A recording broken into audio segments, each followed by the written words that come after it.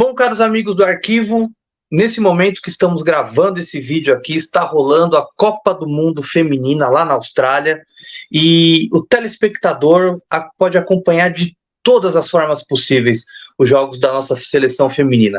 Pela TV aberta, pela TV fechada, pela rádio, pelo streaming e pelo YouTube. Então, as opções que nós temos são imensas. Isso também vale para a Copa de 2022, que a Argentina se sagrou campeã lá no Catar.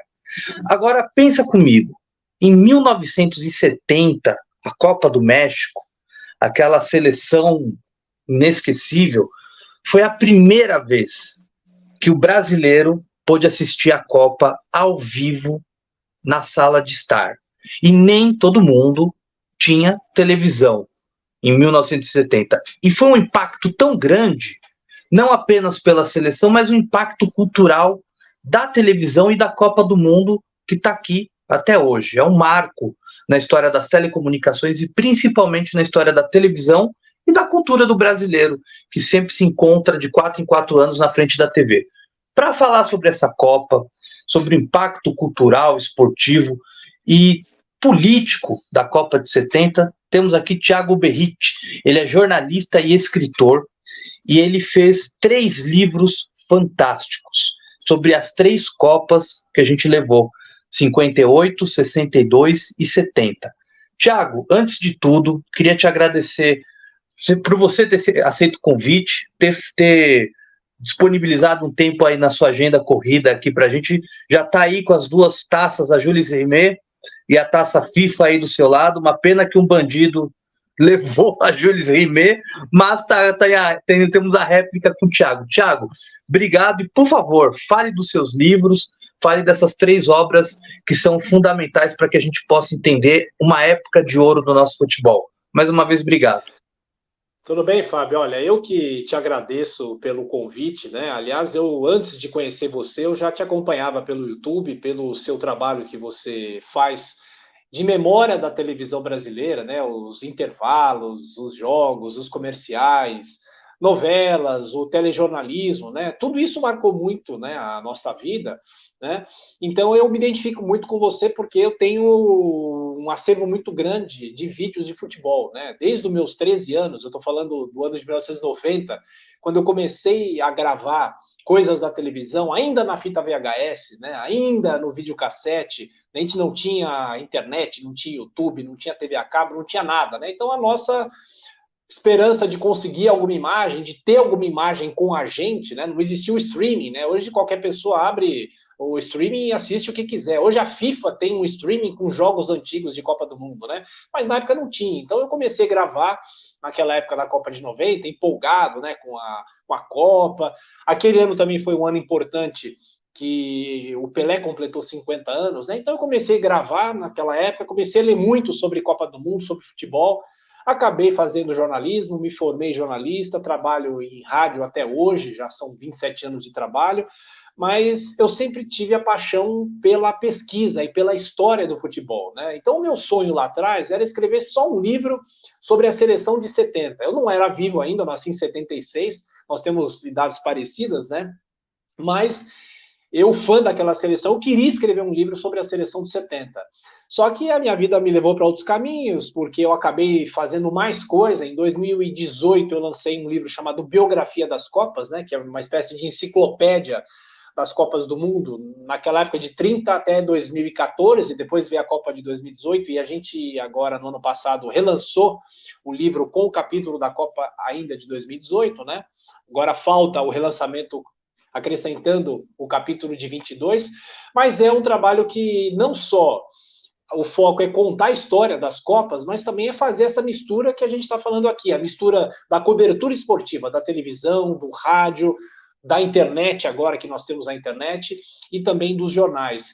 E aí, em 2020, eu lancei o livro de 1970, né, um livro específico sobre o tricampeonato que estava, naquele ano de 2020, completando 50 anos, né? Estávamos, infelizmente, na pandemia, então não foi possível fazer um lançamento físico, né? Mas no ano passado, no fim do ano passado, eu acabei lançando os livros de 58 e 62, que eu fiz depois do lançamento de 1970. Então, eu acho que é importante, não só para a gente valorizar essas conquistas da seleção, mas também para contar histórias que ficaram perdidas no tempo, né? Que ficaram esquecidas, né? E os jornais são fundamentais para a gente recontar essa história. Os jornais, a televisão, o rádio, né? E para o ano que vem eu já estou preparando, estou nesse momento escrevendo o livro da Copa de 94, porque no ano que vem o Tetra completa 30 anos, né? Então, essa história tem que ter uma sequência, futuramente virá o livro de 2002, e quem sabe se o Brasil ganhar a Copa de 2026, vem outro livro do hexacampeonato, né? Então, eu acho que a gente tem que reverenciar os nossos campeões e fazer justiça a essa história, né? Porque são jogadores, são técnicos que colocam o nome do Brasil lá no alto. Mostra os livros, por favor, mostra os Claro. livros que o Thiago está aí em mãos, esses livros, para quem gosta de futebol. Na cronologia, né? Primeiro, 1958, o Brasil é campeão. E aqui, ó, nós temos até uma referência. Cada um desses livros traz um QR Code para as pessoas ouvirem as narrações de rádio, né? Daquelas Copas do Mundo. Então, esse aqui, 1958, aí chegamos 4 anos depois, o Brasil bicampeão. 1962, o Brasil é bi. E o livro de 1970, que dessa trilogia acabou furando a fila, né? Foi o primeiro, tá aqui, 1970, o Brasil é tri. E em 1970, você falou da televisão, né? No QR Code, nós temos não só as narrações do rádio da época, mas também muitos discos comemorativos e também o som da televisão da época, né? Os compactos dos jogos do Brasil com o áudio original da televisão da época. E como você falou muito bem, a Copa de 70 é um marco, né? A Copa de 70 é algo que faz parte da memória afetiva do brasileiro, né? Porque é a primeira Copa transmitida ao vivo, não só para o Brasil, mas também para o mundo inteiro via satélite, né? Mais de 60, 70 países puderam assistir aquela Copa do Mundo ao vivo, e para o Brasil foi ótimo, né? Porque o mundo inteiro viu o que o Pelé fez, o Tostão, o Jairzinho, o Rivelino, o Gerson, o Clodoaldo, né? Todos aqueles craques que fizeram parte daquela inesquecível seleção de 1970. E o impacto de uma imagem via satélite, o que o brasileiro já tinha visto com o Homem na Lua em 69, né, que foi feito um pull, mas em 70, a primeira Copa, que é uma verdadeira paixão, né, e ainda mais em que o Brasil leva o tricampeonato, tem que ser sempre lembrada e sempre falada, porque ela é uma Copa que marca muitas coisas, igual a Copa de 94, que o Thiago está escrevendo o livro, ela marca muito porque é uma Copa que o Brasil, 24 anos sem ganhar o título, né? A morte do Senna, que foi um impacto tremendo e que impactou a seleção brasileira, e no momento em que o Brasil vivia uma nova moeda, uma inflação em queda com o Plano Real, que foi lançada no meio da Copa, né? Então, é interessante, a gente fala da Copa de 70 porque não é apenas esporte, é muita coisa que está envolvida junto disso. Mas antes, Thiago, da gente voltar para o passado, eu queria falar um pouco do presente com você e ter sua opinião. Porque a gente já pode contabilizar aqui, né? São 24 anos sem títulos. Então a gente está voltando ao que nós vivemos em 94, 24 anos de um jejum e tudo mais, né? Da nossa seleção. Já foram 5 Copas, sempre caindo para os europeus. A única vez que a gente chegou na semifinal, a gente tomou uma lambada de 7-1, que é um negócio fora do comum. O que você acha, Thiago? O que acontece com o futebol brasileiro? Há chance da gente, em 2026, nessas incertezas, o Ancelotti vem para a seleção, primeiro treinador estrangeiro, agora a gente tem o treinador do Fluminense, que me fugiu o nome, esqueci agora, desculpa, que está no comando da seleção. Isso, Diniz, Fernando Diniz. Que ele está lá, dividido. O que você acha? Você acha que há chances reais do Brasil chegar numa final de Copa em 2026? O trabalho, por mais que ainda é recente, está no caminho certo para você ou não? Olha, Fábio, a questão é a seguinte, né? Eu acho que a gente sempre tem que dar um crédito para a seleção brasileira, porque até hoje é a única seleção 5 vezes campeã, né? Foi a primeira tricampeã, foi a primeira tetracampeã e foi a primeira e até agora a única pentacampeã do mundo, né? Então a gente tem que dar um crédito, né? Eu acho que assim, por mais que o Brasil tenha perdido a Copa de 2022, eu acho que essa geração de 2022 já é uma geração melhor do que as Copas anteriores. Eu acho que isso é importante. Mas que o Brasil hoje, e essa é uma preocupação que eu tenho, não fabrica mais craques como fabricava em 94, em 98, em 2002, em 2006, né? Para mim, a Copa de 2006, que teve aquela história do quadrado mágico, né? Só que era uma seleção já envelhecida e que acabou perdendo para a França nas quartas de final, mais uma derrota para europeus, né? Para mim, aquela Copa encerra a fase mais áurea de fabricação de craques, né? Hoje nós temos grandes jogadores, o Vini Júnior, o próprio Neymar, apesar de todas as controvérsias, o Richarlison é um grande jogador, e a gente, para a Copa de 2026, a gente vai ter essa geração e quem sabe novos jogadores, né? Mas assim, eu tenho muita preocupação porque o Brasil já não é mais a mesma coisa que era, né? Dos tempos do Ronaldo Fenômeno, do Romário, do Bebeto, né? Do Rivaldo, de grandes jogadores. A gente pode ficar horas aqui lembrando os jogadores, né? Mas eu tenho muita preocupação com a seleção. E você fala do futebol europeu, né? Hoje é um abismo, né? Do futebol europeu para o futebol do Brasil, do futebol do Brasil para o futebol europeu. Tanto é que, assim, desde 1930 até hoje, nós temos uma hegemonia maluca do futebol europeu. O Brasil ganha a Copa de 2002, né? Aí depois, 2006, vem o título da Itália, 2010 o título da Espanha, 2014 o título da Alemanha e 2018 o título da França. E essa hegemonia só foi quebrada agora com o título da Argentina, né, em 2022. Mas então, assim, o futebol mundial nunca viu uma hegemonia em Copas tão grande como nós tivemos agora em relação à Europa. Agora, a chance tem, a gente vê nas últimas duas Copas, a Itália não foi, nas duas últimas Copas, a Alemanha ficou na primeira fase, né? Então, assim, se o trabalho for bem feito, né? O que eu discordo é essa história do Diniz chegar, ele é um grande treinador, claro, mas ele chegar para, entre aspas, esquentar o banco para o Ancelotti chegar. Não é de hoje que eu defendo um técnico europeu no comando da seleção, porque o Brasil, se lá atrás o futebol do Brasil era um exemplo para o futebol da Europa, hoje o futebol europeu, por causa de organização, por causa de tudo, né, por causa até de equilíbrio emocional, o futebol europeu é um exemplo para o futebol do Brasil, né? Então eu acho que é preciso pegar esses bons exemplos, né? Agora, o futebol brasileiro está ruim por inúmeros fatores, né? Tem os fatores econômicos, né? Não há investimentos nos clubes, os jogadores mais jovens, bons, já vão embora para o exterior. Hoje há um desinteresse em relação à seleção brasileira, isso daí não tem nenhuma dúvida, né? A seleção fez esses dois amistosos agora, depois da Copa de 2022, foram dias à tarde, ninguém sabia que a seleção estava jogando, ninguém queria ver a seleção jogar. Isso é muito triste, né, para o futebol do Brasil. E você falou do 7-1, só para fechar. O 7-1 é um golpe, é um balde de água fria também, no pouco que eu acho que ainda restava de paixão pela seleção brasileira. Isso é muito triste. Você acha que o 7-1 é uma, digamos, uma herança maldita, né?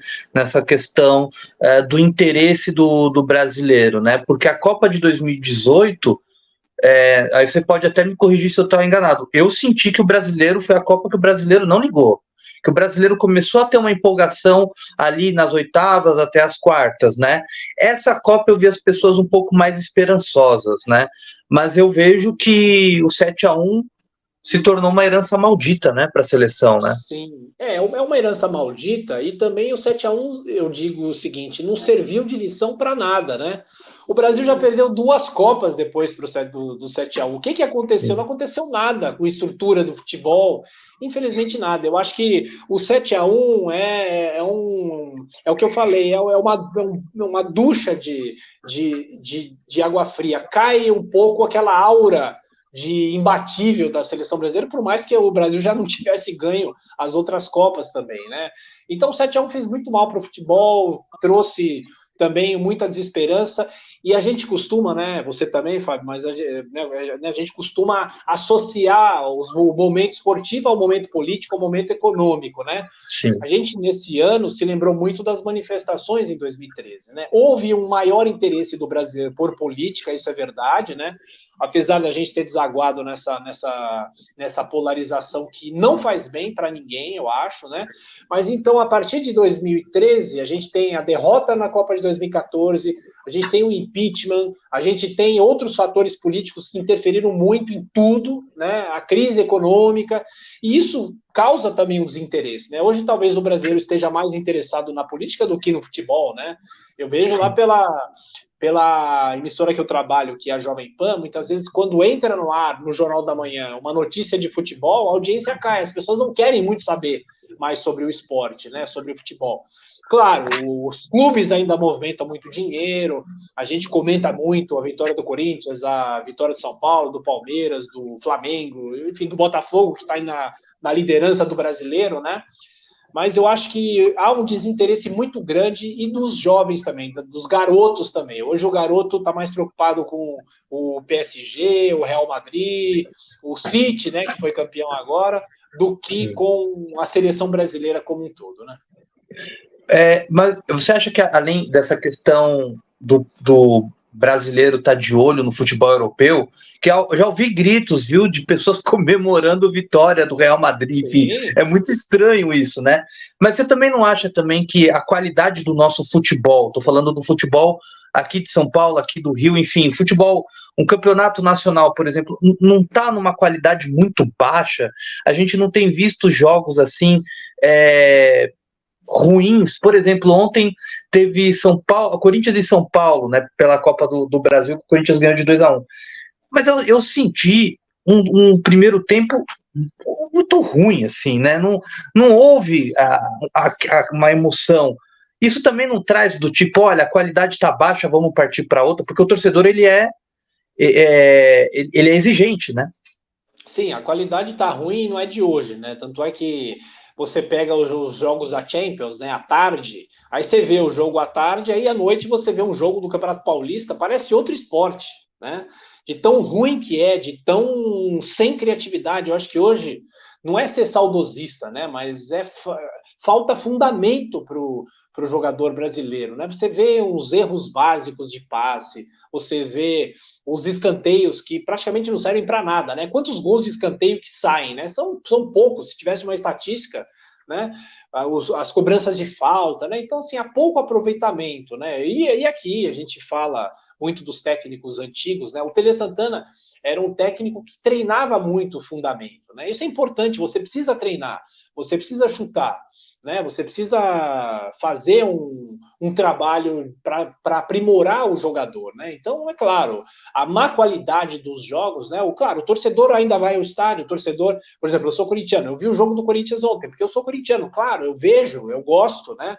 Mas, assim, que eu sei que o futebol hoje não é mais o que era na década de 90, até na década de 80, nos anos 2000, né, até nos anos 2010, né, se bem que eu acho o seguinte, esse Campeonato Brasileiro atual, as coisas estão um pouco melhores, eu acho, né, e tanto é que para o futebol do Brasil, para ter uma diversificação, né, porque ultimamente a gente tem visto uma hegemonia do Palmeiras, né, Palmeiras, Flamengo e do Atlético Mineiro, né, mas agora você tem o Botafogo, líder do Campeonato Brasileiro. Isso é muito bom, entendeu? Isso é bom porque recicla, né? Você cria novos jogadores, você fica na expectativa de outros clubes também chegarem ao topo, né? Isso é positivo. Então, talvez, assim, tem muito tempo para a Copa, em 2026 tem. Então, a gente tem uma expectativa positiva, né? De formação de novos jogadores, né, de outras estrelas aparecerem também. Então, assim, eu torço muito para isso, né? Eu torço muito para isso, porque eu acho importante para o futebol nacional. Uma coisa é o seguinte, o nosso Corinthians tá difícil, mas é assim mas mesmo, tá né? Quem é corintiano é para sofrer, né? Quem é corintiano vem para sofrer, não tem jeito, eu sei muito bem como é que é, a gente sabe muito bem, o Thiago sabe também, é a vida, mas aos trancos e barrancos, né, a gente vai torcendo aí para que particularmente, né, o Corinthians pelo menos sai um pouco da fila, que ele está numa fila aí de título já, né? A gente estava tão acostumado a ganhar alguns títulos seguidos, mas enfim, a gente vai aguardar, vai pedir que tudo, né, que a diretoria do Corinthians, que sinceramente, na minha opinião pessoal, pelo amor de Deus, viu, é uma tristeza, né? Concordo É com uma, você. é uma tristeza o que fizeram com o Corinthians, viu? Olha, pelo amor de Deus. Mas enfim. Bom, voltando agora no tempo, falando da seleção de 70, né? Como você citou, Pelé, Coutinho, Carlos Alberto, Jairzinho, Tostão, Rivelino, são nomes assim que vão viver para sempre, né? É uma coisa que nem o Estadão falou, Pelé morreu se é que Pelé morre, né? A figura do Pelé é uma coisa eterna. Thiago, eu queria que você falasse, antes da gente entrar nessa questão da transmissão e tudo mais, como é que o público não, desculpa, o torcedor brasileiro estava para a Copa, confiante ou desconfiado? Olha, quando a gente começa a contar a história da seleção de 70, a gente tem que voltar 4 anos no tempo, né? O Brasil era bicampeão do mundo, 58 e 62, e em 66 o Brasil faz uma preparação trágica, né? O Paulo Machado de Carvalho, que era chefe da delegação no bicampeonato, já tinha sido afastado pelo Avelange, né, que era o presidente da CBD na época, atual CBF, e aí o Brasil perde, né, cai na primeira fase na Copa de 66, na Copa disputada na Inglaterra, que é uma Copa que é tida como uma Copa violenta, né, uma Copa de más arbitragens, né? Mas o Brasil faz uma preparação muito ruim. São mais de 40 jogadores convocados, depois muitos cortes. Você tinha jogadores muito mais velhos, né, da própria geração do bicampeonato, que já não estavam mais em condições, como o Garrincha, né? E aí, aquela Copa, o Pelé foi caçado em campo contra Portugal, aí o Brasil saiu na primeira fase, né? O Brasil ficou em nono lugar, aliás, em 11º lugar, em nono lugar foi na Copa de 90, mas ficou em 11º lugar em 1966, uma das piores classificações da seleção, né? Então, era preciso começar um novo trabalho, né? Como agora, a gente precisa começar um novo trabalho. Como depois que o Brasil perdeu a Copa de 90, começou um novo trabalho pensando em 94, né? Então, em 70 não foi diferente, né? Só que aí eles voltaram com o Aimoré Morena, né, que era o técnico de 62, porque em 66 tinha voltado o Feola, técnico de 58, né? E aí começaram um trabalho, mas não deu muito certo. E aí chamaram o João Saldanha, né, que era um jornalista, né, um comentarista, já tinha sido técnico no fim dos anos 50 do Botafogo, né? E aí ele foi chamado, ele era uma pessoa popular na época, né? Ele foi chamado para tentar resgatar a imagem da seleção que tinha muito descrédito, né? Só que ele era um homem ligado ao comunismo, na época, né? Socialismo, comunismo, ele era afiliado ao Partido Comunista, né? De um momento que o Brasil vivia, que era a ditadura, né? O Saldanha convoca os jogadores, aquela história das feras do Saldanha. O Brasil se classifica para a Copa do Mundo, né, em 1969, só que por inúmeros motivos o Saldanha acaba sendo demitido, né, e aí chamam o Zagallo, né? O Zagallo assume a seleção, o comando da seleção, em março de 1970, faltando 78 dias para o Brasil estrear na Copa do Mundo. Veja só, né? E aí a torcida fica desacreditada, né? Mas como é que pode, né? A seleção desacreditada, né? A seleção da Copa do Mundo de 1970, a seleção ficou realmente desacreditada para a Copa do Mundo, né? Mas o Brasil estreia, né? Com grandes jogadores, né? Félix, Carlos Alberto, Brito, Piazza, Everaldo, Clodoaldo, Gerson, Jairzinho, Tostão, Pelé e Rivelino, e coloca uma sacola de 4-1 na Tchecoslováquia, né? Então, aí as pessoas, opa, né? Dizem, né, também, a fama é essa, né, de que se a seleção sai desacreditada, né, do Brasil, acaba vencendo a Copa do Mundo, né? Claro que acho que nos últimos anos isso não tem acontecido, mas em 70 aconteceu, né? E você tinha também uma dualidade, porque não era todo mundo que sabia ou conhecia a realidade política do Brasil na época, né? Era o governo Médici, era o auge do regime militar, então quem tinha muitas vezes consciência do que estava acontecendo já sabia ou já tinha uma meta que era torcer contra a seleção, porque se o Brasil ganhasse, a ditadura ia utilizar, né, a conquista de 70 para promover o regime, né? Só que depois que as pessoas começaram a ver como que o Brasil estava jogando, aí não teve como torcer contra, né? É difícil, né? Então a gente tem que separar muito o futebol da política da época, né? Então a seleção, claro, com o Brasil jogando da forma como estava jogando, a seleção foi ficando empolgada, né?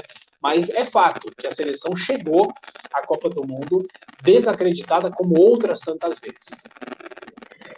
E você acredita que o ponto também de que foi uma Copa anunciada como a primeira via satélite, que o brasileiro ia poder ver, isso também não empolgou também os espectadores na época que, lembrando, né, o Brasil vivia o tal do milagre econômico, né? As pessoas ganharam poder de compra e uma das primeiras, o eletrodoméstico mais comprado foi a televisão, né?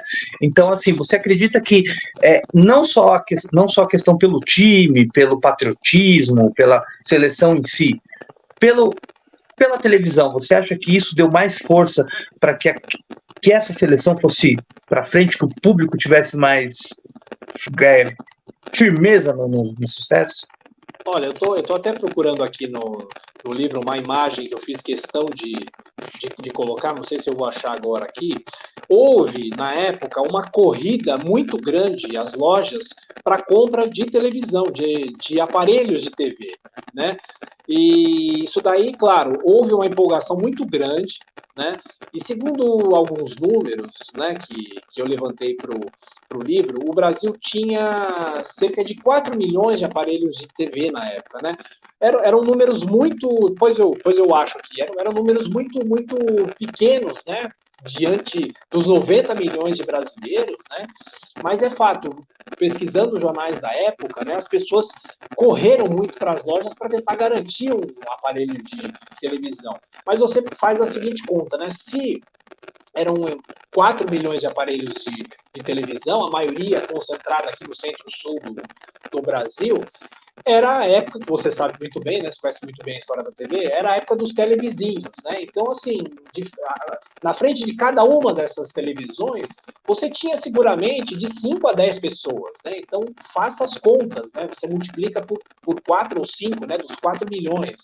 Né? Então, você tem muita gente que já assistiu a Copa pela televisão, né? Então, assim, houve o crédito facilitado, né? Para que as pessoas comprassem os aparelhos, né? Ainda não eram aparelhos em cores, né? Só pessoas que podiam importar os aparelhos em cores aqui chegaram a assistir já a transmissão colorida, isso é muito importante, né? Mas a maioria assistiu a Copa em preto e branco, né? E você tinha aquela história dos bares, né? E até algumas praças aqui, no caso de São Paulo, algumas emissoras instalaram aparelhos para que as pessoas pudessem assistir os jogos, né? As pessoas assistiram em vitrines de lojas, né? Então houve uma corrida muito grande. Isso é claro, a transmissão pela TV era novidade na época, né? A transmissão ao vivo. Então as pessoas se empolgaram, né? E foram comprar os aparelhos de televisão. Eu continuo aqui tentando achar a imagem para mostrar, né?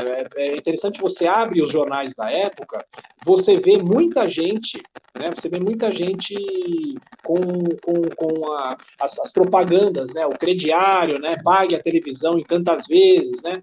E o próprio regime militar incentivava isso, né? O próprio regime militar incentivou para que as pessoas pudessem assistir a Copa do Mundo já pela televisão naquela época, Fábio. É interessante falar também, por exemplo, a Copa que o Brasil foi que foi no Chile, né? Chile, um país mais próximo, né, do Brasil, as pessoas assistiam jogos no dia seguinte, né, Thiago? Os tapes vinham para cá. Olha aí. Ó, achei aqui, ó. Aqui uma propaganda de uma loja vendendo os aparelhos de televisão, ó. E as televisões pequenas, né? Você tem 18 polegadas, né? Ó, 49, não sei o que, cruzeiros, né, por mês, sem entrada, né? Ou a marca Philco, né? Então é muito interessante isso, né, Fábio? Tem uma propaganda, né, acho que saiu no Estadão e na Folha também, que era da Antártica, em que eu acho que isso diz muito. Era um desenho de uma família brindando com um copo, né, de cerveja e no fundo o televisor. né? Então ali você vê o impacto, né, daquelas pessoas ali, a televisão como pano de fundo, né? E que se tornou algo comum, né, na nossa vida, principalmente em jogos da Copa. Na Copa, eu estava falando da Copa de 62, que os tapes vinham para cá e eram transmitidos no dia seguinte, né, da partida. As televisões exibiam os tapes na íntegra com o jogo, né? Então era um delay de 24 horas, né? Em 62 foi a primeira vez que os brasileiros puderam assistir aos jogos inteiros, né, só que gravados, né? O Chile, né, como tinha uma televisão muito incipiente na época, né, o que os organizadores fizeram? Os organizadores contrataram o Telesistema Mexicano, né, isso mesmo, a empresa do México, que depois deu origem à Televisa, né, e aí eles gravaram em videotape os 32 jogos daquela Copa e distribuíram para os países, né? Então aqui para o Brasil, como o Chile era um país próximo, né? Em 2, 3 horas você tá com o tape entregue aqui no Brasil. Por exemplo, a final da Copa de 62 foi no dia 17 de junho, né? Isso foi um domingo. Então, no dia seguinte, à tarde, à noite, as emissoras de TV já tinham à disposição o videotape para exibir para a população. Em 1962 houve uma espécie já de pool, né? A gente vai falar muito do pool de 70 aqui, mas em 62 houve uma gravação em conjunto da TV Record com o Raul Tabajara e da TV Tupi com o Walter Abrão, né? Então cada um narra um tempo, né?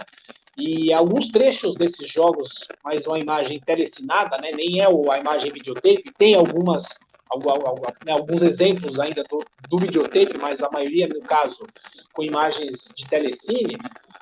Há alguns trechos que sobraram e esses trechos estão disponíveis no site da Cinemateca Brasileira, né? Nos áudios originais, inclusive, né? Então, as pessoas ouviam no rádio, né, e um dia depois podiam assistir na televisão, né? Claro que em 62 era muito menos gente que tinha aparelho de televisão. Em 70 a gente tem 4 milhões, talvez em 62 você tenha menos da metade, né, de pessoas com aparelho de TV em casa, né? Porque, claro, quanto mais para trás, mais caro, né, era o aparelho de televisão.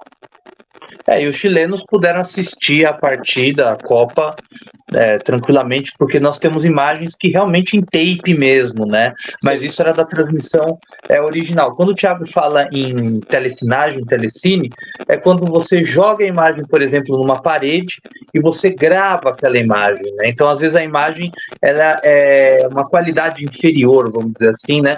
Por conta disso, né? Então, por isso que muita gente fala do telecine. Canal Telecine é aquela imagem antiga, o logo antigo era aquela na tela, né? Jogando assim a luz na tela.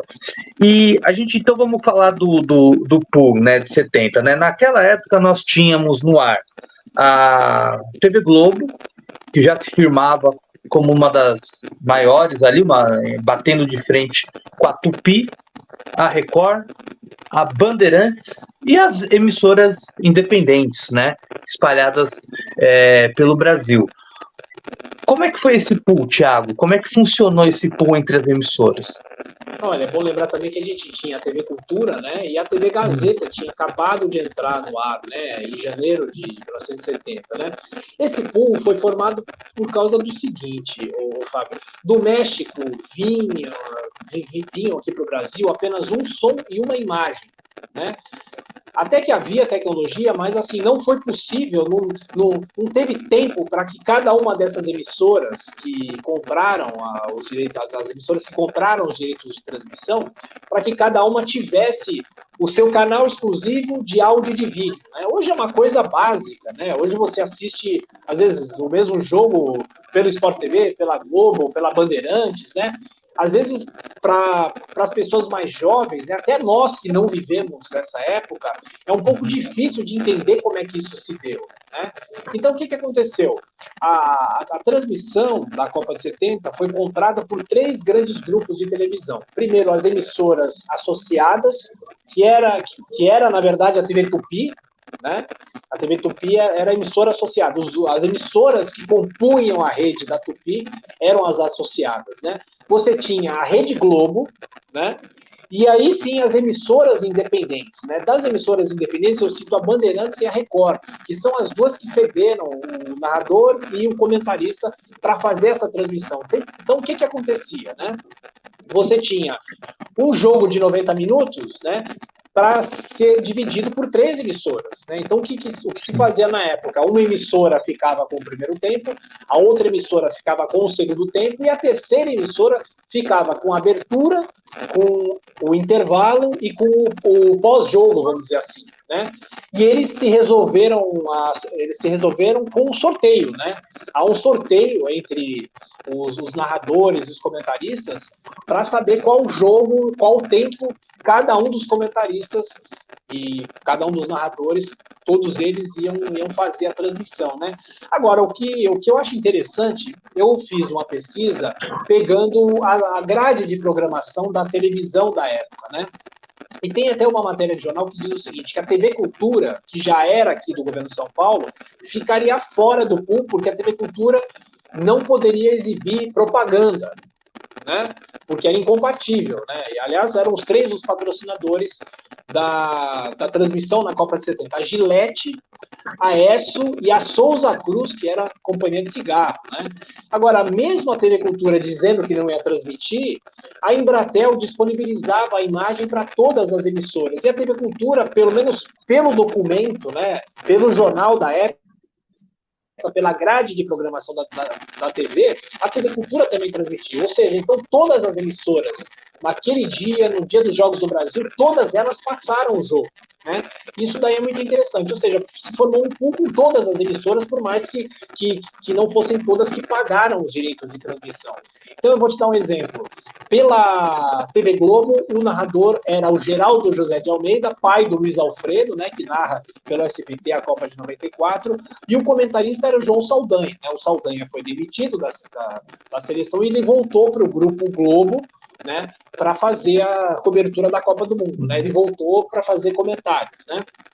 Aí, pela TV Tupi, nós tínhamos, aí sim, 2 narradores, ou seja, a Tupi também dividia o tempo da Tupi entre 2 narradores, que eram o Walter Abrão e o Odovaldo Cosi, e os comentaristas o Rui Porto e o Geraldo Bretas. Né? E a TV Bandeirantes narrou com o Fernando Solera, e o comentarista do Solera era o Leônidas da Silva, que era da TV Record.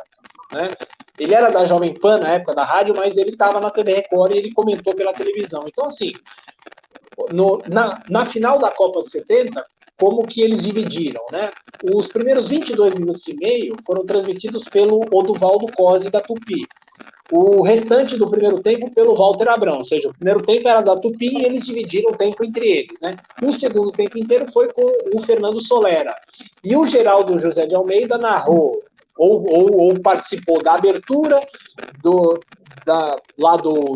show do intervalo da época e do fim do jogo, né? Ele que inclusive descreve o Carlos Alberto recebendo a taça de campeão do mundo, né? Então eles fizeram esse esquema, eles sortearam entre eles, né? Tanto é que você acompanha os 6 jogos, a divisão entre eles é sempre igual, né? Os 3 primeiros jogos a divisão é igual, dos 3 últimos jogos a divisão também é igual, né? Então eu pelo menos a gente acaba tendo a impressão, né, que eles fizeram o sorteio antes da Copa começar, porque a divisão foi igual, né? Então era mais ou menos isso, era uma divisão entre as mesmas emissoras. É como se o Luciano do Vale e o Galvão Bueno dividissem, cada um narrava um primeiro tempo para o Brasil inteiro, né? Cada um narrava um tempo para o Brasil. O Galvão o primeiro tempo, o Luciano o segundo, né? Então havia essa divisão e foi assim que os brasileiros acompanharam a seleção de 70.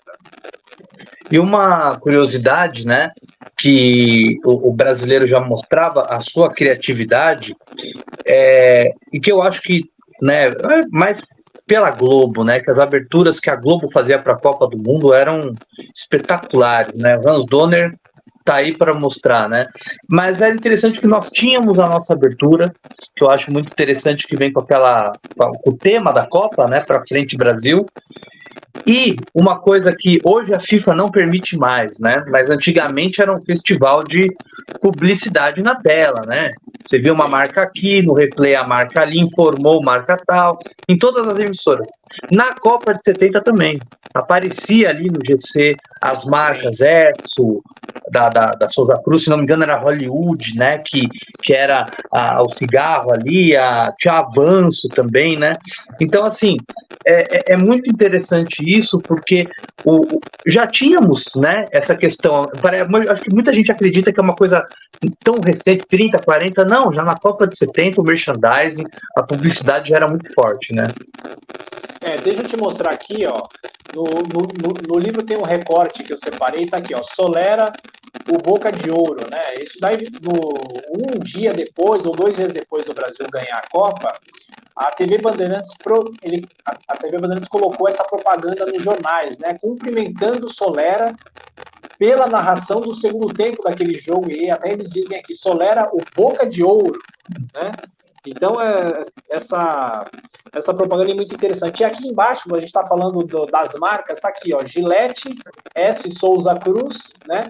Falando da transmissão, ó, 90 milhões de muito obrigado às pessoas que assistiram a televisão na época, né? Isso é muito interessante, né? E a Copa de 70, apesar da transmissão ser lá do México, né? A Televisa que faz a transmissão, né? O telesistema mexicano, nós já temos, a gente revendo os tapes dos jogos, né?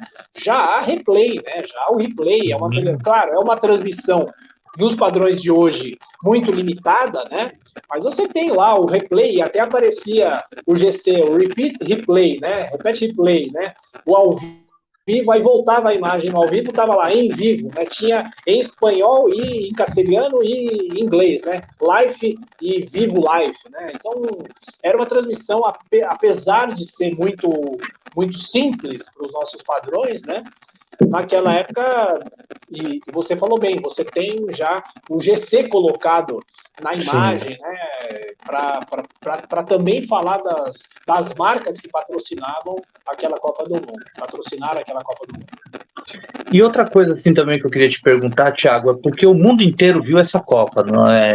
Vários países transmitiram essa Copa em tempo real, muitos viram em cores, né? A gente até fala, no Brasil, algumas pessoas, né, acredito que a Globo recebeu a cores, pessoas viram dentro da Globo a cores essa Copa, porque também há aquela questão, o México está colado nos Estados Unidos, então a questão da tecnologia, que chegava nos Estados Unidos era muito mais fácil para entrar lá no México, eles terem essa transmissão cores e tudo mais.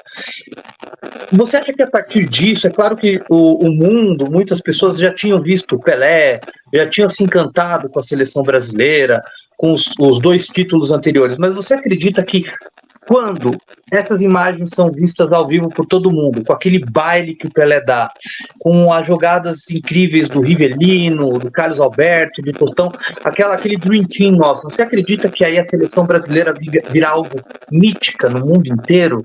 Algo assim do tipo, a imagem do Brasil, ela se transforma com a Copa de 70, mesmo tendo ganho as outras 2 Copas? Olha, eu não tenho dúvida, né? Daqui a pouco eu falo um pouco sobre essa história das cores, né? Da transmissão em cores, mas eu acho que assim, a Copa de 70 tem pelo menos 700 milhões de pessoas como testemunhas, né? Essa é a audiência estimada da TV mundial da época, né? Você falou da chegada do homem à Lua, né? A audiência estimada foi de 500 milhão, né, de pessoas. Em 70 eram mais, né? Foram 700 milhões de pessoas que viram aquela Copa do Mundo, ou seja, é muita gente, né?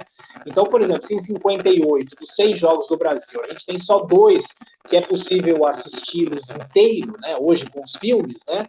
Em 1970, não. Em 1970, todo mundo viu ao vivo e esses 6 jogos estão aí disponíveis para a gente ver e rever, né?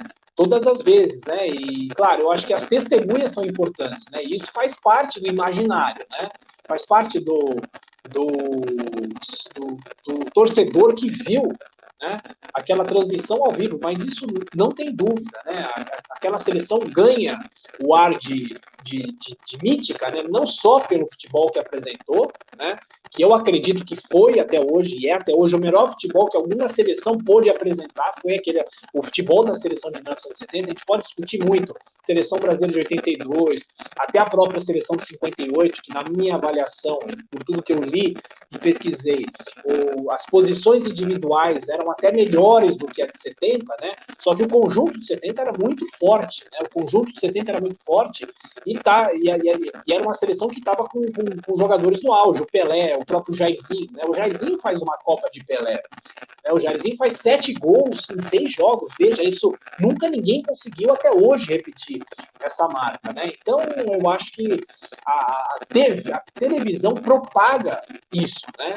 E a TV hoje é a testemunha de todos os fatos, né? Então aquela é a primeira vez que a TV testemunha um fato de grande importância, como o futebol e a Copa do Mundo, e coincidiu de nós termos, talvez, a melhor seleção de todos os tempos. Pelo menos essa é a avaliação de muitos jornalistas internacionais, de enquetes que fazem com jornalistas, né, de que aquela seleção foi a maior. Agora, só para a gente terminar essa resposta, tem uma discussão muito grande. Mas a Copa de 70 no Brasil passou em cores ou não passou em cores? Né? Essa é uma discussão muito grande, né? Todo mundo tem muitas memórias, né? Ou de ouvir falar de que a transmissão era em preto e branco, isso é verdade, né? Porque não havia tecnologia aqui dentro para que essa transmissão fosse feita em cores. O que eu sei é que o regime militar tentou a todo custo avaliar a possibilidade da transmissão já ser feita em cores, mas não dava, né? Primeiro por causa da tecnologia, e segundo porque os brasileiros não teriam nem tempo e nem dinheiro para trocar os aparelhos a tempo para assistir a Copa em cores, né? Então, tem uma coisa muito interessante que é a seguinte, eu entrevistei para o livro, infelizmente ele já faleceu, o Etevaldo Siqueira, que é um dos jornalistas que tinha mais conhecimento em tecnologia que eu já vi. Ele morreu com seus 90 e tantos anos, né? E eu fiz uma entrevista com ele para o livro, né? E ele me deu uma explicação que é a melhor de todas, né? Que algumas famílias, né, principalmente aqui de São Paulo e do Rio de Janeiro, que já tinham condições financeiras, né, essas pessoas importavam aparelhos dos Estados Unidos, né? Então ele faz uma estimativa, não é uma estimativa oficial, é uma estimativa dele como especialista. Existiam cerca de 1.000 aparelhos no Brasil já aptos a captar a imagem em cores. Bom, e a gente sabe também, Fábio, que a Embratel instalou alguns postos de transmissão já com essas TVs em cores, né? Como em Brasília, para o presidente Médici assistir, no Rio de Janeiro, no Palácio das Laranjeiras, e aqui em São Paulo, no Edifício Itália, no edifício do Círculo Italiano, né? Ou seja, já havia uma transmissão para algumas autoridades da época, né, com essas imagens em cores, né? E só para a gente fechar, também tem uma coisa muito interessante, que aí é uma pesquisa que eu vi, que eu fiz pelos jornais, que a Embratel, né, aproveitou a Copa de 70 para definir o padrão da TV em cores no Brasil.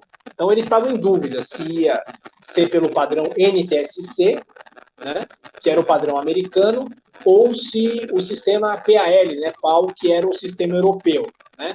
E os técnicos da época acharam que o sistema europeu era melhor, só que eles fizeram uma adaptação técnica, né? Eu não entendo tecnicamente por que eles fizeram isso. Houve uma adaptação do PAL-M, né, para o PAL-M. Então, a partir da Copa de 74 e até a partir de 72, né, com a festa da uva lá de Caxias do Sul, as pessoas começaram já a ver a TV em cores com esse sistema, com esse padrão, o PAL-M, que foi o padrão que os brasileiros aqui adotaram, né? E esse padrão surgiu a partir dos testes que a Embratel fez. Mas eu acho que essa declaração do Etevaldo Siqueira é muito interessante, né? Ou seja, cerca de 1.000 famílias, 1.000 pessoas aqui em São Paulo e no Rio já assistiram a Copa do Mundo em cores, por isso que o meu pai, por exemplo, conta que na casa dele a TV era em preto e branco, só que na casa de um amigo era em cores já, né? Então, alguns jogos ele já assistiu com a imagem colorida. E o que é assim interessante é essa discussão, por isso que eu acho que transforma a Copa de 70 numa coisa maior, né, do que apenas o futebol apresentado. É uma questão de transmissão, uma questão da época política, eu acho que é isso que é interessante, né? A gente acaba discutindo não apenas das jogadas do time, sim, tem essas coisas da transmissão em cores, como você bem disse, o padrão que os técnicos escolheram, que para mim deveria ter sido o NTSC, mas tudo bem, né? Cada um tem, eu acho que o NTSC era bem melhor para nós. Mas assim, é muito legal porque aí você vê que mesmo anos depois, a Copa de 70 ela vira tema de propaganda da Hollywood em 86, né? A Copa foi disputada no México, a Gal Costa, 70 neles, né? Aquela questão de que uma esperança de que o Brasil poderia repetir 70, só ficou no sonho.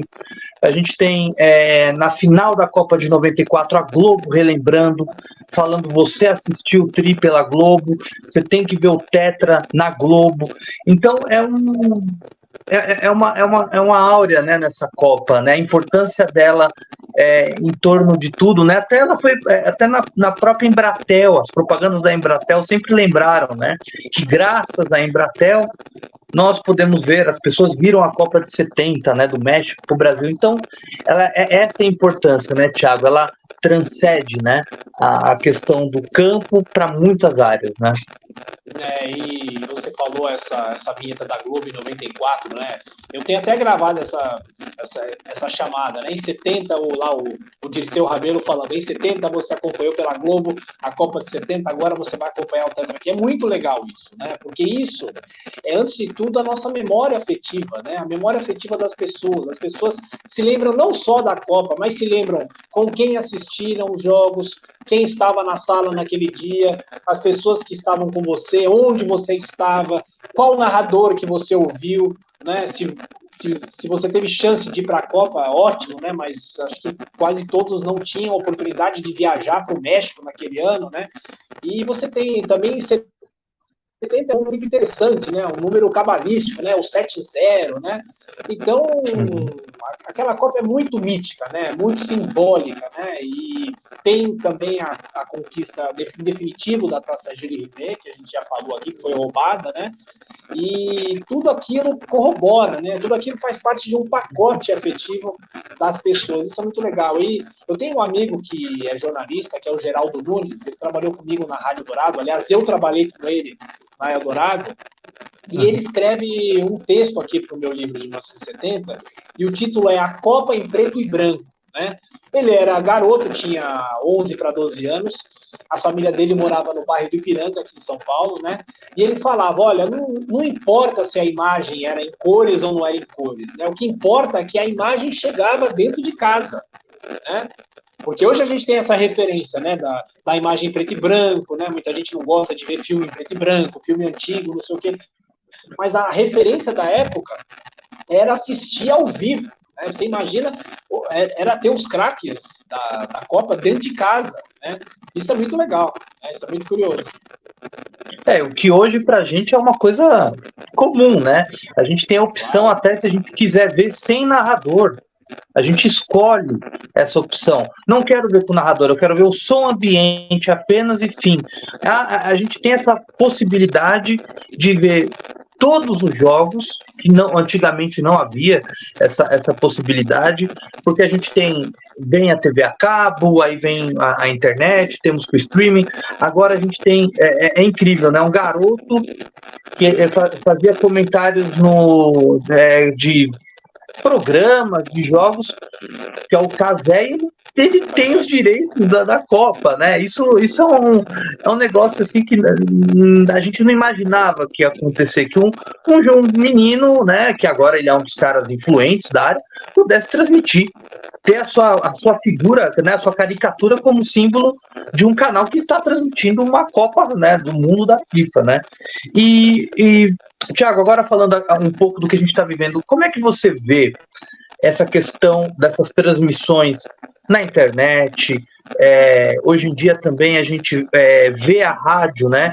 Muitas pessoas transmitem os jogos mesmo sem a imagem no YouTube, e E a rádio, como você é um profissional da rádio, você é um trabalhador da rádio, a rádio continua viva, né? Muita gente decretou a morte várias vezes, a rádio continua viva. Como é que você vê? Você acha que daqui a alguns anos a rádio vai ser dispensável por conta de tantas opções que a gente tem na internet ou não? Ela continua firme? Eu acho que o rádio nunca vai ser dispensável porque é a mídia que mais consegue se aliar a outras, né? E também por um simples fato, né? O rádio você pode só ouvir, você não precisa olhar. Então, nós temos todas as nossas atividades que a gente faz e que, ao mesmo tempo, a gente pode ouvir o rádio, né? Que as atividades básicas, dirigindo, né? Muita gente toma banho ouvindo rádio, muita gente cozinha ouvindo rádio, muita gente corre no parque ouvindo rádio, né? E o rádio que eu falo não é simplesmente o aparelho de rádio, né? É o celular. O celular hoje é o rádio moderno, né? Você pode, por exemplo, baixar o aplicativo de qualquer emissora de rádio e ouvir a transmissão, né? Se lá nos anos 80, 90, eu como um garoto que já gostava de rádio, tinha que, para ouvir as emissoras estrangeiras, ter um rádio de ondas curtas, né? Hoje, em qualquer site de rádio, na internet, você ouve as rádios de qualquer parte do país, né? E não só do país, mas também de outros países, né? Você pode entrar numa rádio do Texas que toca música country e ouvir na sua casa, aqui no Brasil, não sei quantos milhares de quilômetros à distância, né? Então, assim, o rádio nunca vai morrer por causa disso, né? Agora, o rádio se adapta, você falou.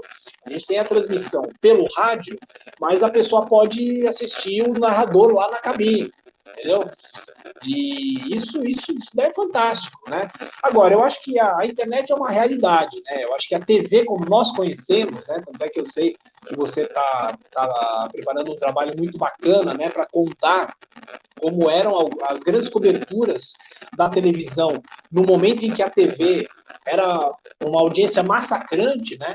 Hoje há uma pulverização, né? Você tem a TV, você tem os streamings, né? Hoje a gente tem as transmissões de jogos pelo streaming, né? Pelo Globoplay só, né? Às vezes a pessoa não tem a TV a cabo, não tem nem mais a TV aberta em casa, ela só tem o Globoplay e ela vê o futebol por lá, né? Então, assim, eu acho que futuramente a gente ainda vai ter uma evolução muito grande, né? A gente está nesse centro dessa evolução tecnológica ainda, né? A gente não sabe muito como isso vai acontecer. Agora, aquelas transmissões massacrantes, por exemplo, a Copa de 82, né? Tem lá os registros. Como a Globo teve a exclusividade, né? A Globo só teve que repassar a imagem para as emissoras educativas, né? Por causa de uma determinação do governo, porque a Globo não pegava no território inteiro do Brasil, mas em alguns estados ou cidades eram só as emissoras educativas, então a Globo foi obrigada a retransmitir para essas emissoras os sinais da Copa, né? Mas a audiência dos Jogos do Brasil chegava a 100% dos televisores ligados, né? 99,99% estavam ligados no jogo do Brasil, né? Então, talvez hoje isso a gente não veja mais, né? Apesar da audiência muito grande ainda de Copa do Mundo e tudo mais, né? Mas só, mais uma vez, reiterando, o rádio nunca vai morrer, porque o rádio tem essa facilidade de se aliar. Você pega, por exemplo, os podcasts, né? O Spotify, por exemplo. O podcast nada mais é do que o Netflix do rádio, né?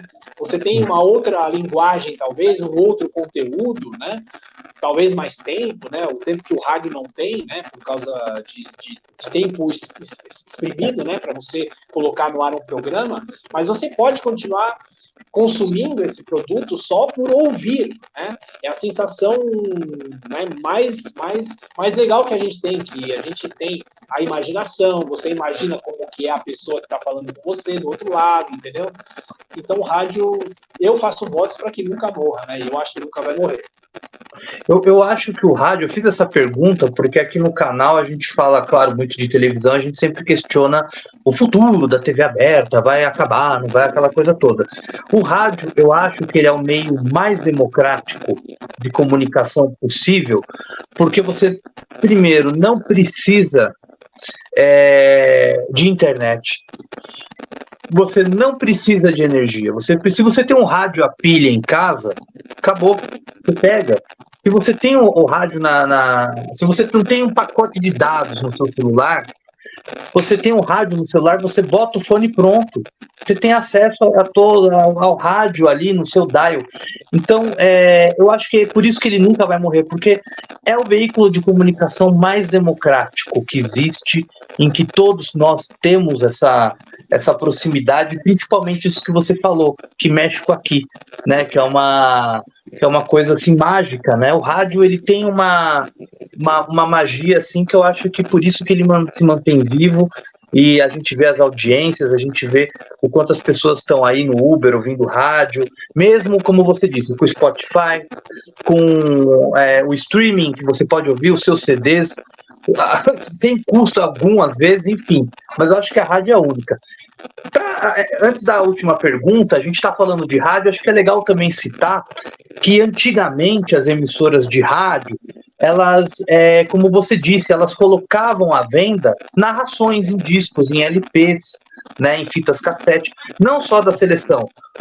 Também, quando o Corinthians ganhou em 77, teve LP da Jovem Pan, da Rádio Bandeirantes, Palmeiras, São Paulo, enfim. A gente tem do Flamengo, né? Tem essas narrações. Como é que foi na Copa de 70, o pós-Copa de 70? Como é que foram as rádios?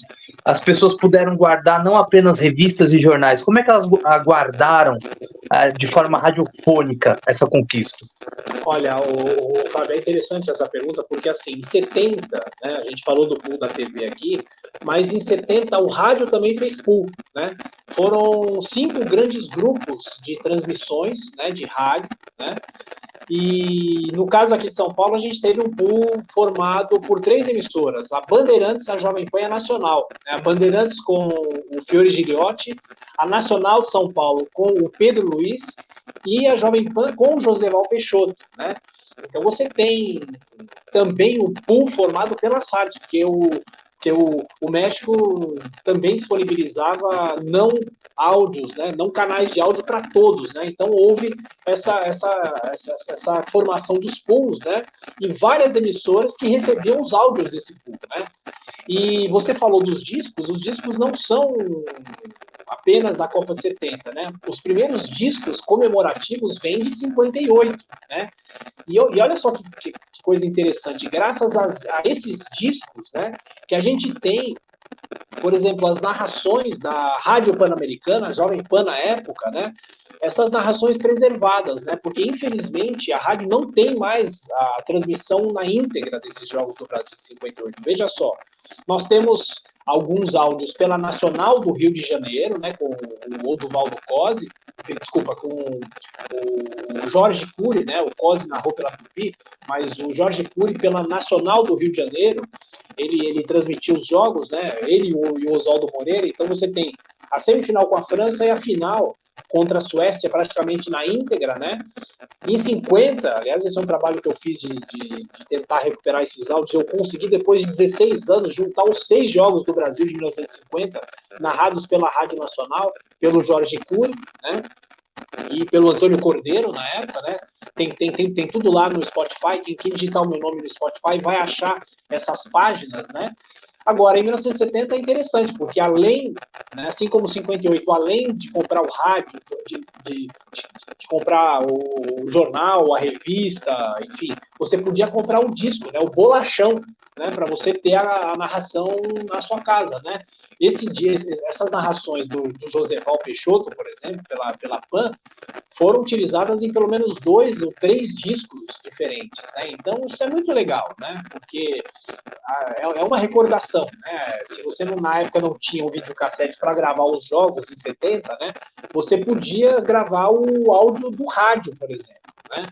Tanto é que outro dia, isso daí foi muito legal, um colecionador do Paraná me procurou e ele conseguiu a narração inteira da final da Copa de 70, principalmente o segundo tempo, pela transmissão dessas 3 emissoras que eu falei para você, né? Pela PAN, pela Bandeirantes e pela Nacional, coisa que a Jovem Pan nem tinha inteira, né? A gravação inteira, né? Então são pessoas que vão gravando, né? E o áudio é mais fácil, né? O áudio já em 70 você tinha recursos em casa para você gravar o áudio, né? Então os discos são um material precioso para você recordar também essas conquistas. A gente vai colocar na descrição do vídeo, não só apenas os livros, a gente vai colocar o link para você acessar o perfil do Thiago no Spotify, para você ouvir as partidas, enfim, tem muita coisa lá interessante e histórica. Foi legal ter falado nisso, para as pessoas verem que acho que muita gente não faz ideia que as rádios antigamente vendiam esses LPs, né, com as narrações, com os trechos, né, então é muito bacana, né, era a forma que as pessoas tinham de ouvir e várias vezes, quantas vezes quiser, e relembrar aquela transmissão marcante, seja de uma Copa, do Campeonato Paulista, da Copa, do Campeonato Brasileiro, enfim, uma conquista importante sempre tinha um lançamento em LP, não importava o time, né? E, Thiago, agora... Só uma coisa, só para acrescentar, claro. Em 94 a gente teve lançamento de CDs, né? Já com narrações, né? Isso é bem legal também. Aí a tecnologia avançando, né? Não, é muito bacana. E ter isso é uma questão de você entender como foi feita a transmissão. Para quem é não só para quem é pesquisador, mas para quem é fã do futebol, para quem curte o futebol, é importante ter esse material disponível para que a gente possa ouvir.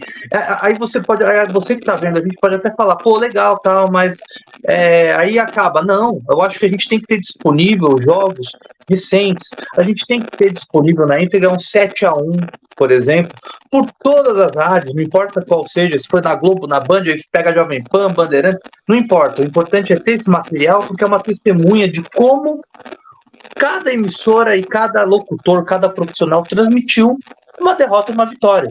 Ali é um ponto, né, de você ter um encontro e falar, caramba, esse foi um pouco mais passional ou não, mas é um registro histórico, independente se é derrota ou não. Para mim, isso não importa, o importante é ter esse registro. E, Thiago, para finalizar, agora falando, você que escreveu, você que leu, ouviu e viu jogos, eu acho que a final a gente pode deixar de lado, né? Vamos deixar de lado a final da Copa de 70, porque é um negócio, é um show, né? Um espetáculo ali que não dá para descrever, né? Qual outro jogo você acha que para quem está vendo a gente aqui, ouvindo e vendo a gente aqui, que vai procurar, que vai querer ver, e que é um jogo da Copa de 70 do Brasil que você fala, assista e veja, porque também é um espetáculo de futebol? Olha, como espetáculo, é interessante que a Copa de 70, né, você tinha na campanha do Brasil, o Brasil de 70 enfrentou 3 campeões do mundo da época, né? O Brasil enfrentou a Inglaterra, que para mim é um jogo simbólico, né? O segundo jogo do Brasil é um jogo simbólico, né? Pro rumo do futebol mundial daquela época, né? Porque lá estavam em campo as 2 seleções campeãs das 3 Copas anteriores, né? Você tem o duelo do Brasil com o Uruguai na semifinal e o duelo do Brasil contra a Itália na final, né? Agora, espetáculo por espetáculo, eu acho que a estreia contra a Tchecoslováquia é um jogo em que o Brasil mostra realmente a que veio naquela Copa, né? O Brasil sai perdendo, né, com o gol do Petras aos 12 minutos do primeiro tempo, depois o Brasil empata com o golaço do Rivelino de falta, depois no segundo tempo você já tem o gol do Pelé, o gol da virada, que é aquele gol clássico, que o Gerson lança para ele mata no peito, espera a bola cair e chuta pro gol na saída do goleiro da Tchecoslováquia, que era o Vitor, né? Você tem os do Jairzinho, você tem o lance no primeiro tempo ainda, aquele antológico do Pelé, que ele tenta o gol do meio de campo, né? Então, assim, espetáculo por espetáculo, eu acho que o jogo contra a Tchecoslováquia é muito bom, né? É o primeiro jogo da seleção, né? O jogo contra a Inglaterra é um jogo mais nervoso, né? Um jogo mais tenso, né? Um jogo mais estudado, que a gente costuma chamar de jogo de xadrez, né? O jogo contra o Uruguai é um jogo tenso, nervosíssimo também, porque veio à tona todo aquele fantasma da derrota do Brasil em 50 para o Uruguai, né, 20 anos depois, né? Mas como espetáculo, se você tira a final de 70, mas como espetáculo, a estreia do Brasil é fantástica, né? Aliás, que seleção estreia goleando por 4-1 e encerra a Copa com uma goleada por 4-1 também, né? Que seleção faz 19 gols em 6 jogos, né? Das 5 seleções brasileiras, é a seleção que mais gols fez, né? A seleção de 2002 fez 18 gols em 7 jogos, né? E é isso, eu acho que os jogos da seleção de 70 são muito bons, né? São muito legais para se ver, né? Não muito com os olhos de hoje, né? Porque você pode ter a impressão que são jogos um pouco mais lentos, né? Do que o normal de hoje, né? Hoje são super atletas que jogam futebol, né? Mas em 70 eu acho que a técnica do jogador brasileiro é uma coisa insuperável. E o Pelé, né? Não tem o que falar do Pelé, né? O Pelé tem naquela Copa o capítulo dos gols que ele não fez, que muitas vezes são os gols, são jogadas Sim. mais lembradas do que os gols que ele fez, né? Isso é muito bacana, né? E a gente torce, né, pela questão do Brasil ir para uma final, não só apenas pela questão de torcer pelo Brasil, né, da gente ter essa questão da torcida, da gente querer ver o nosso futebol ali, mas eu acho que o Thiago deve pensar igual a mim. Nós, tanto o Thiago quanto eu, nós vimos o Brasil em 3 finais seguidas. 2 levamos, 1 perdemos. E é muito frustrante ver que uma geração não pôde ver isso, não pôde sentir o clima de uma final de Copa do Mundo. Se você, que é corintiano, palmeirense, flamenguista, enfim, não importa, fica tenso, sente aquela emoção do seu time numa final da Libertadores, por exemplo, triplica esse sentimento com o Brasil numa final de Copa do Mundo. É um treco surreal, é um negócio assim que a gente espera que a gente volta a sentir, mas que essas outras pessoas conheçam, né? Esse sentimento que a gente teve por 3 vezes seguidas. A gente sempre fala muito das vitórias, mas o vice de 98, por mais que a gente também tomou por 3-0 da França, foi uma seleção que colocou o Brasil por 3 Copas seguidas na final. Enfim, não tem papo, né? Derrota faz parte, é do jogo. Então foram 3 finais seguidas. A gente ficou muito mal acostumado, né, Thiago? A gente ficou muito mal acostumado. 3 Copas seguidas a gente lá, né? Mas, ó, Thiago, primeiro, antes de finalizar aqui, eu queria te agradecer, não apenas por você estar aqui, porque eu acho que o seu trabalho com esses livros, com que você coloca no Spotify, é uma valorização do meu trabalho e de outros colegas. Porque você, como disse no início, você é um colecionador também. Você é um jornalista, mas você também é um colecionador. E você sabe, mais do que ninguém, a importância de uma fita, a importância de uma imagem, de um áudio, não apenas para você, mas para um trabalho, para que todo mundo tenha acesso e que futuras gerações possam fazer livros também sobre uma Copa de 70, sobre uma Copa de 94, sobre a Copa de 2014.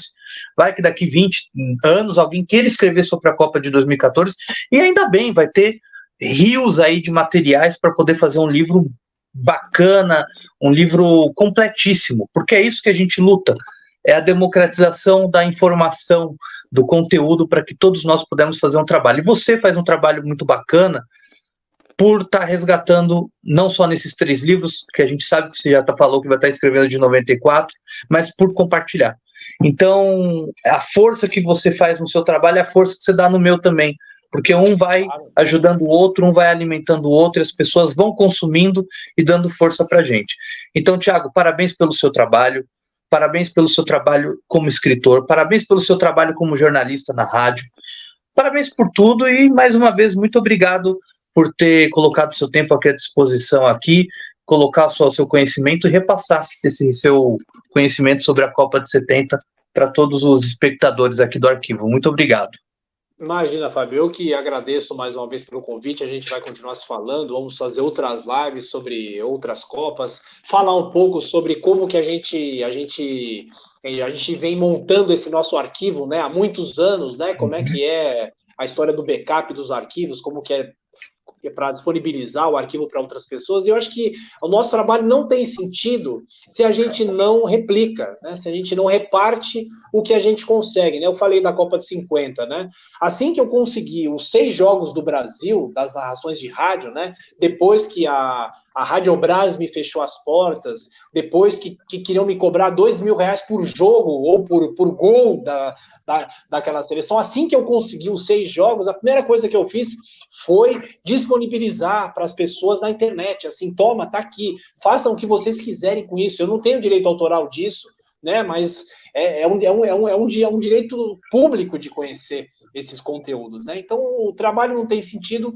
se a gente não replica, se a gente não compartilha, e você faz muito bem isso com o seu trabalho, e o seu site, o seu canal do YouTube é tão forte que muitas pesquisas que eu faço muitas vezes o que aparece são só gravações suas, né? Ou seja, tem outras pessoas que têm gravações, mas que não querem compartilhar, então, né, que não querem dividir com os outros, né? Isso só tem sentido se a gente compartilha com outras pessoas. Então, eu te agradeço e também te parabenizo pelo seu trabalho de pesquisador, que é um trabalho, né? O nosso trabalho é um trabalho de formiga, né? Mas que vai ganhando força com o passar do tempo e com as pessoas descobrindo também o conteúdo do nosso trabalho. Valeu mesmo, viu? Um grande abraço para você e a gente se fala. Imagina, eu que agradeço e não esqueça de citar no livro de 94 o amarelinho, viu? Você não pode... Não, claro que não. No meu livro Biografia das Copas, né, que eu também falo um pouco da transmissão da TV em cada uma das Copas, eu já citei o amarelinho do SBT.